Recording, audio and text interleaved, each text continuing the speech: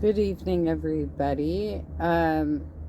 So I have been watching the updates on Foodie Beauty, Chantel, Marie, Searle in Syria. She currently claims that Salah took her passport and their marriage license to the immigration office and got her a permanent residency, a temporary residency that needs to be renewed every 6 months. It's a little confusing, and I don't think that Chantel really knows what she has walked herself into. I have mentioned before that one of Trump's first actions in office when he won the 2016 election, in 2017, he bombed a Syrian military airbase. And the coverage of that was very bizarre too. So, yes, in many cases, Western media can get things wrong as well. I can't remember who it was, but it was one of these newscasters who said, "Look at the bombs. They look like fireworks. So exciting." Okay. They were given advance notice. The base was actually evacuated, so nobody got hurt during that attack, but it was just a show of U.S. strength in the moment.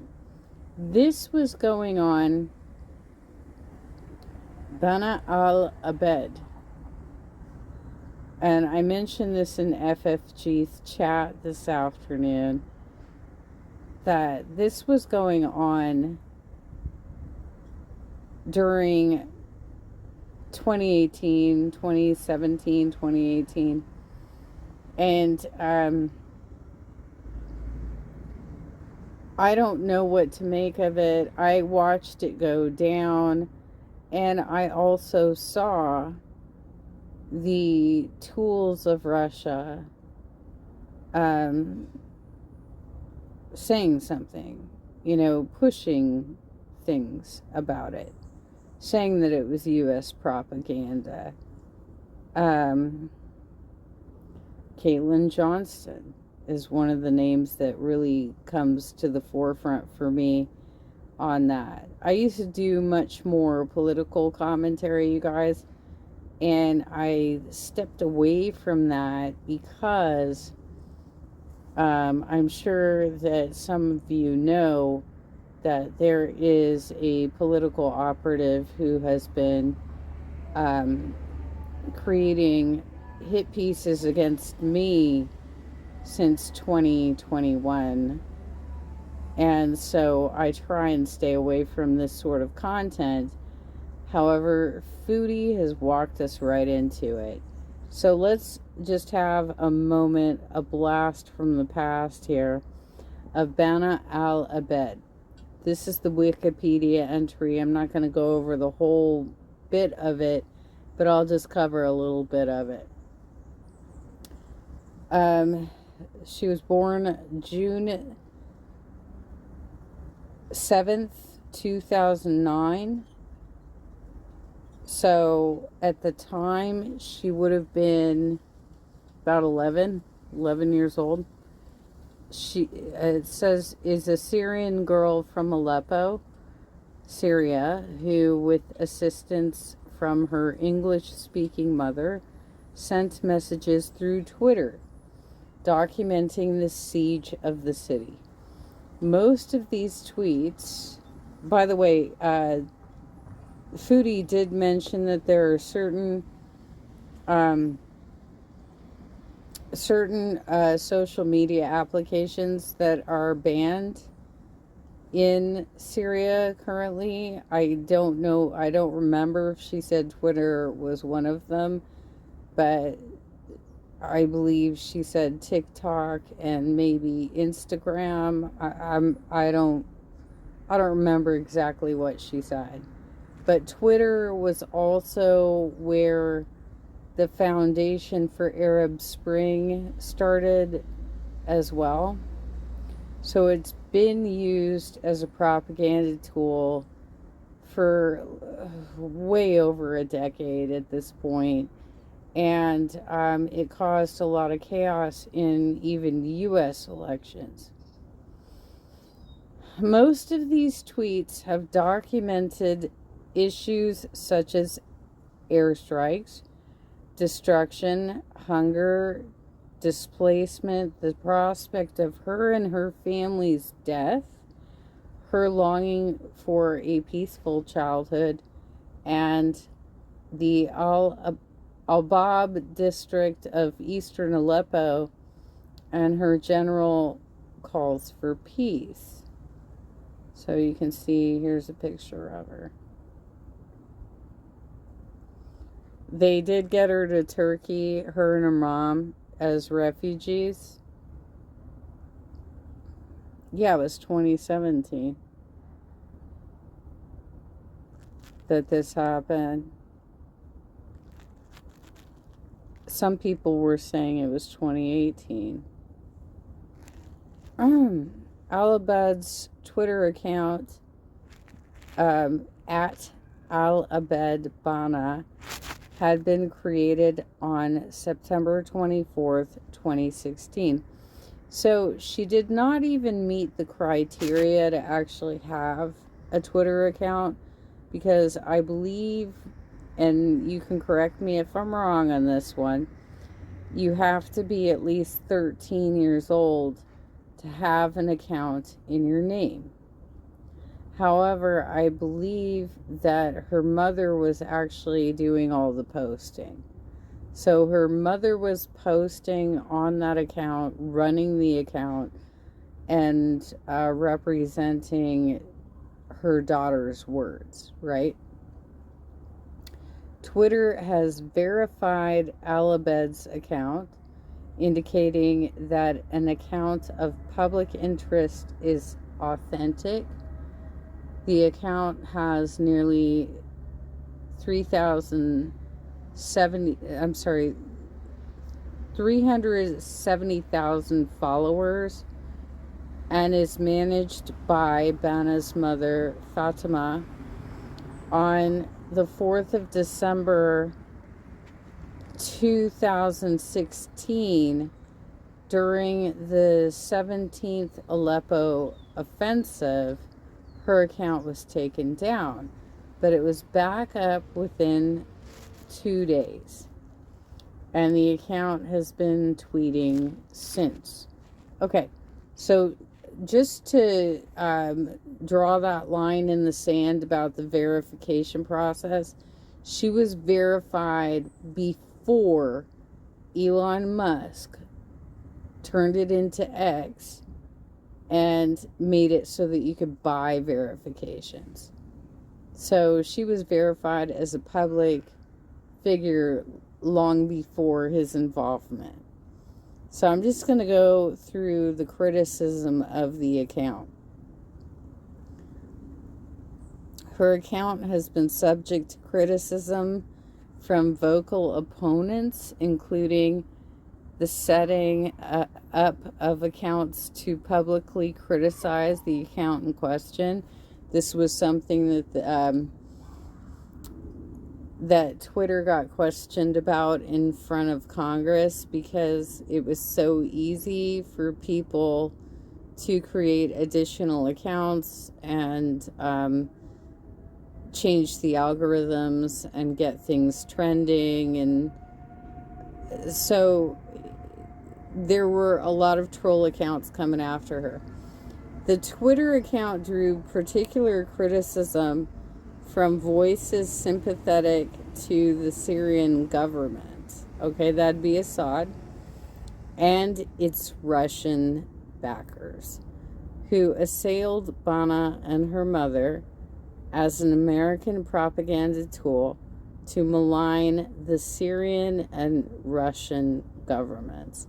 So now, if any of you have gone back into my older content where I discuss the political operative who's been attacking me for 4 years, I mentioned, among other things, that he claimed to be the state coordinator for Tulsi Gabbard's campaign in 2020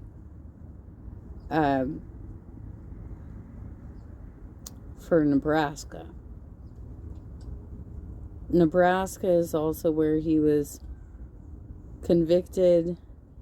charged and convicted, according to the information that he not only told me, but that I was able to discover online, of terrorist threats and violence against a mosque. It's very interesting to me how many people I have observed in recent years that are posing as Muslims, and I don't know what the draw is to that. Like, I'm not sure what they're gaining out of doing that. A journalist for the New Yorker observed that her video statements often have a scripted quality, as if she is being coached by her mother to communicate her thoughts in a language that she is only beginning to learn. Well, if her mother is an English speaker, she probably has been bilingual since she was born, but okay. In a now deleted tweet, the account tweeted, "It is better to start Third World War instead of letting Russia and Assad commit Holocaust Aleppo." Whew. So it was a very controversial Twitter account that was going on and documenting things that were happening. There was also a lot of stuff being posted about the gas attacks and a lot of finger pointing over who was doing it. Was it Assad bombing his own people? Was it ISIS? Who was doing it? We don't really know, I don't think. But anyway, I just wanted to give that as a preface. That's on Wikipedia. Let's get to present day. Foodie Beauty, Chantel Serolt, in Syria, dumb as fuck, doesn't know what's going on, is there with her romance scammer, propagating the idea that her marriage is real, despite the fact that we can see that this young couple has no love. They don't even hold hands. They don't hug. They don't have the basic affection for each other. But she is his cash cow.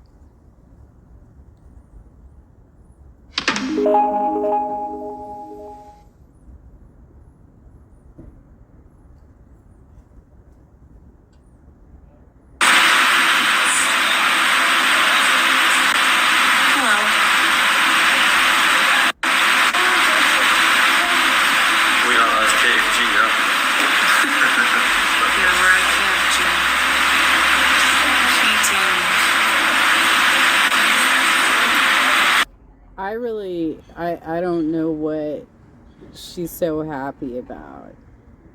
Like, I'm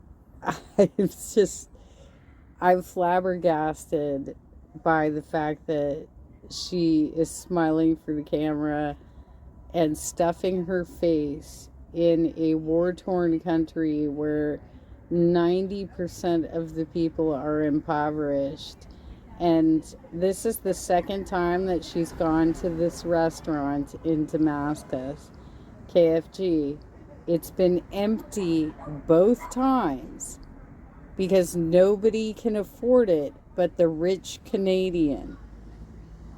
Now I'm trying something new. I'm trying their sandwich today. We like coming here because it's a good atmosphere and you can have shisha and coffee and food all in one place.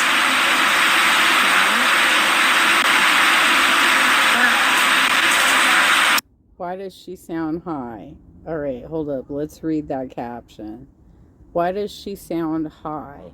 She talks like this and has the facial expression when she is high, not to mention her pupil size. Okay, so we're going to say allegedly conspiracy theory, but she has been bragging a lot lately that she was able to get her brain pills. What are your brain pills, girl? Antidepressants? Like, what is happening with you right now?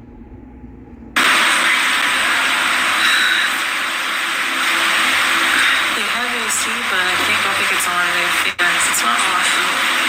I need clothes, I know. Yeah, Kara.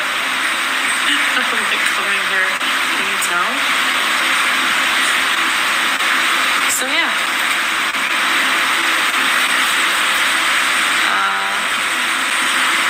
It's not too far, not too close. She's talking about the distance between where they live and Damascus. And she's super wishy-washy about it. The first time she told us that it was about an hour and a half that they lived from Damascus. Now she's like, it's pretty close. So we don't really know if she's just living in a suburban neighborhood at this point, or if she actually does live like the distance between Los Angeles and South Orange County. Let's just, for comparison purposes, right? So also somebody in FFG's chat pointed out that one of the roads that she filmed herself on just the other day, in the other vlog, had a merchant was kidnapped, and as a result it sparked up I don't know if this is true or not, okay? I haven't looked it up. I don't know the details on this, but it's said in the chat that it has revived the Civil War and that there was a bombing that caused the death of 30 people today. Just probably right around the time that she was filming this. Must be staying longer than 15 days. Yes, actually. So Salah was a very wonderful husband today. He went to immigration for me today. He went to immigration for me today, and he sponsored you. Yeah. As my wife. He sponsored me. So I get to stay.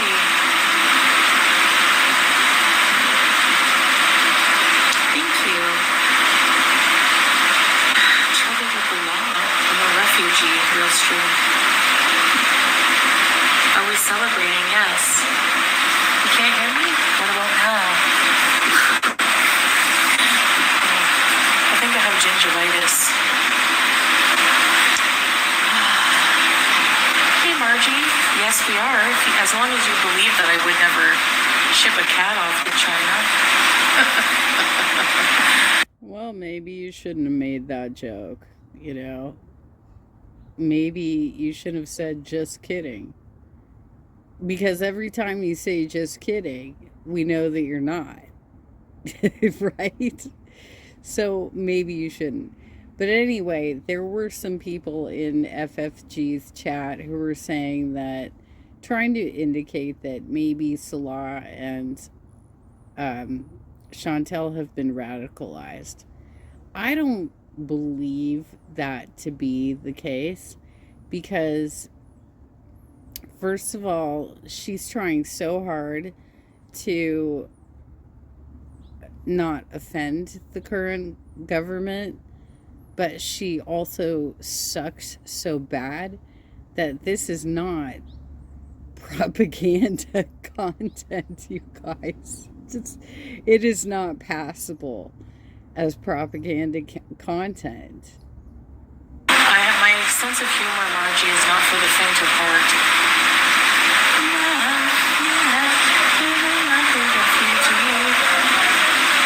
And Salah got chicken roasted, yeah. You gonna let me nibble on one of your chicken legs there, buddy? Hi, Justine. I'm not a refugee. My life is not that exciting.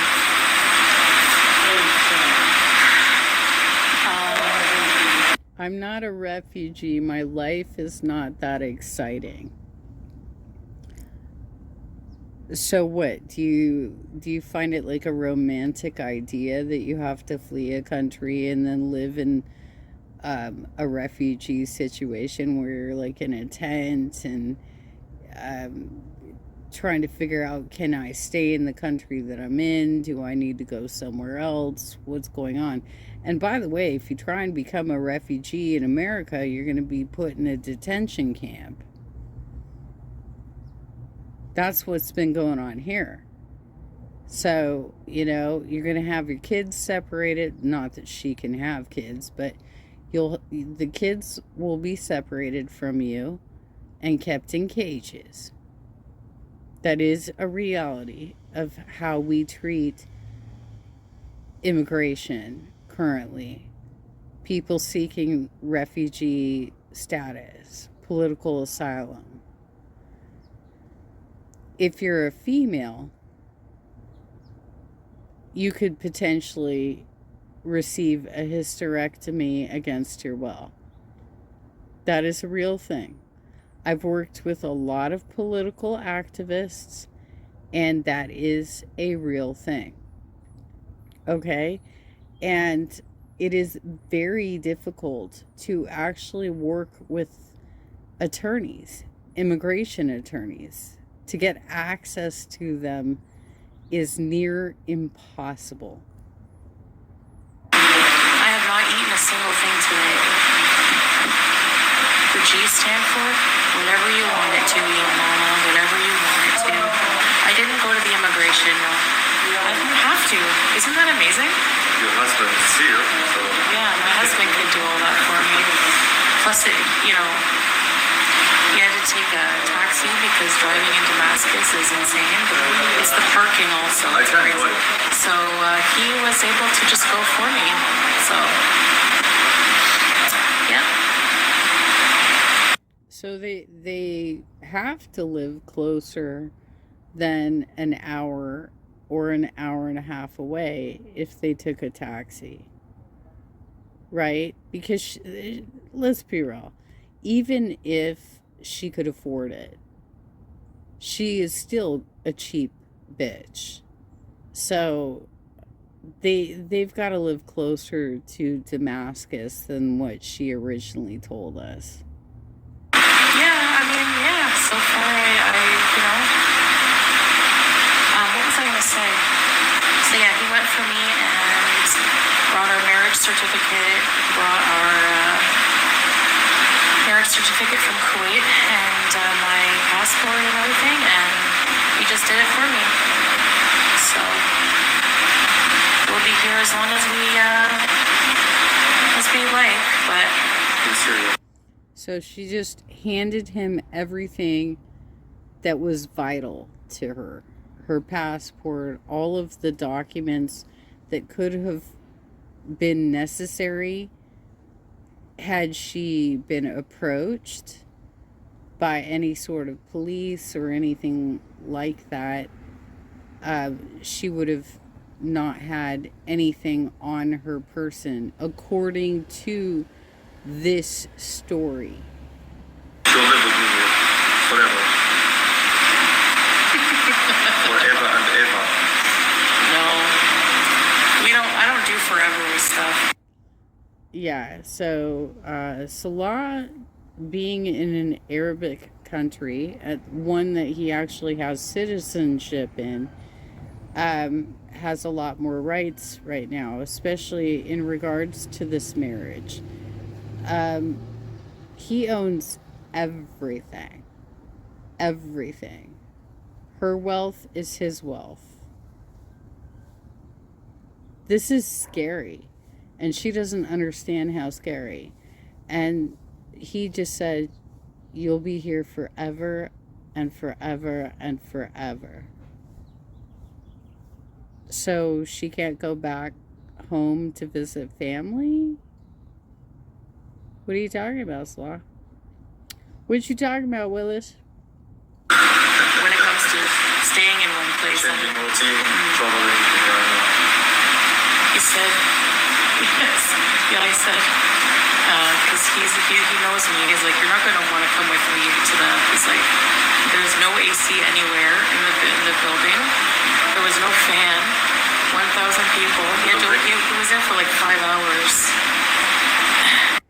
He was there for like 5 hours doing sketchy as shit bullshit without you there to watch and see what happened and to hold your own documents. What did you do for 5 hours while waiting for him at the immigration office? Were you just sitting at that KFG for 5 fucking hours? What did you do with your fat ass for 5 hours? And it was 100 degrees today. Between going up, down the stairs, from office to office, sign here, stamp there, pay some money here, put stamp there, copy papers, copy. Oh my gosh. Consider how terrifying this is. That he, as the male, Syrian citizenship, can get her residency in Syria, whether temporary or permanent, without her being present, without her being called on the phone, without any sort of contact to verify that this is actually what she wanted. Thank you, Lon. I appreciate it. You're welcome. Do you plan on eating more every day? Maybe. He's a gentleman, yeah. I look like a silkworm. The weight loss journey?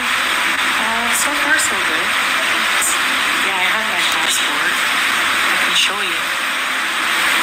I heard you say that the weight's gonna drop off. Maybe we'll just watch. Are you gonna do the same for Salah? Of course. Louisiana, I haven't seen a single tourist except for me here. Can you do something about the audio? Why? It's okay, right? Yeah, but I mean, like, I talk about, they do have alcohol here. Oh dear. Hi, I'm Nicole.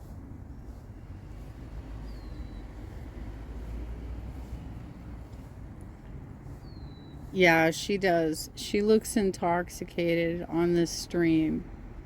I got the base content from this from Looney Foodie Beauty. I will drop the link if you want to watch more of it. I've watched enough of it. It's terrifying. And I don't need to watch her mukbang. I really don't. I've already seen it. But if you want to see more, check out Looney Foodie Beauty's channel. And make sure you like the video and subscribe to the channel. And if you like my commentary, please do the same for me. Drop some comments. I'd love to hear your thoughts on this. She clearly doesn't watch the news like ever. She has no idea what's going on in the world. She doesn't even know what's going on in her own country. So there's that. Anyhow, I hope you all have a great day. I gotta get ready for Trash Tuesday.